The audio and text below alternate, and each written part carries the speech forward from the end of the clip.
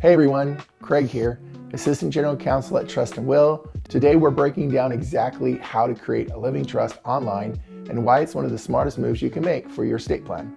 Let's start with the basics.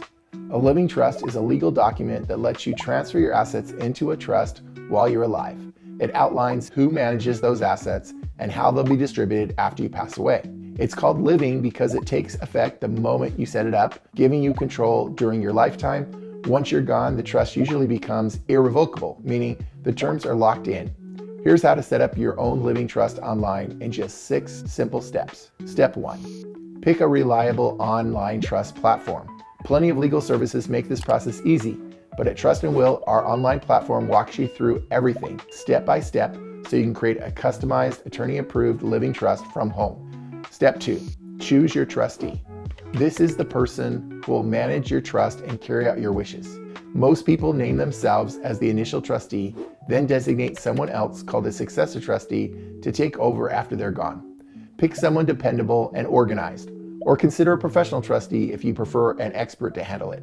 Step 3. Name your beneficiaries. Beneficiaries are the people or organizations that will inherit your assets. You can include loved ones, charities, or even nonprofits. Be sure to list everyone clearly with full names to avoid confusion later. Step 4. Decide how your assets should be divided. Think about who gets what, your home, accounts, or personal items, and if you want to attach any conditions. For example, you might leave funds to a family member only after they reach a certain age or milestone. Being specific now helps prevent disagreements later. Step 5. Add any exclusions. You can also specify who shouldn't receive anything from your estate. Your trust is your legacy and it's completely up to you how it's handled. Step 6. Finalize, sign, and store your trust. Follow your state's signing rules. Some require witnesses, others a notary. Once signed, your trust becomes official. Keep both a physical and digital copy stored securely and review it every few years to make sure it still reflects your wishes.